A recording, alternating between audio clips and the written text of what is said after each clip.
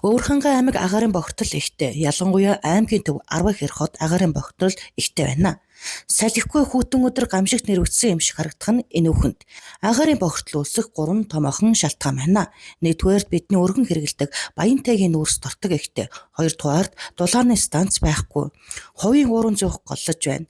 Аймгийн төвийн бүсэд ихэд 20 жижиг ууран зуух галлаж байгаа.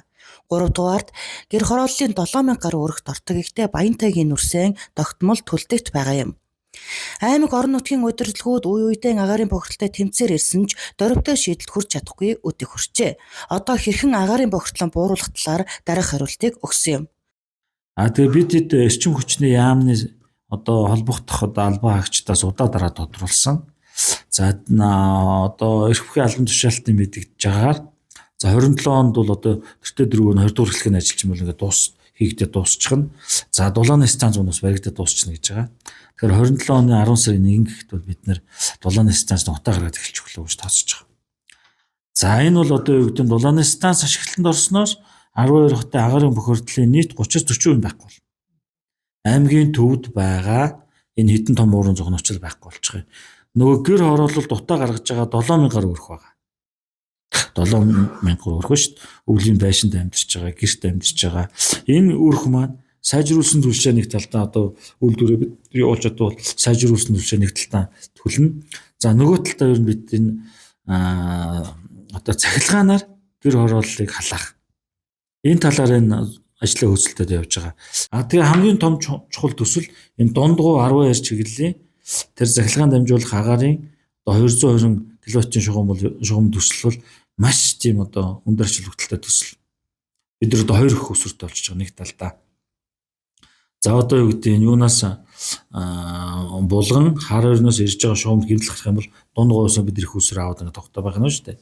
Одоо төсөөлж байгаагаар 2027 онд бол энэ төсөл дуусна гэж байгаа.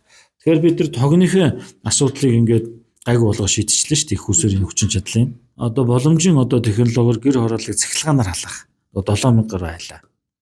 За нөгөө талд нь сэргийгч гэж байгаа. Бас олон улсын төсөл хөтөлбөрлөөр бид нар аймгийн зүгээс, сумын зүгээс санал хүсэлтээ тавиад эхнээсээ бол бас нэг хилэм дагуулаад ганц төсөл бол хэрэгжээлээ. Тэгэхээр ямар ч байсан тэр бол үр дүнгүй өгөх юм байна гэдгийг бид нар дуршилтаа өрөөд харж байна.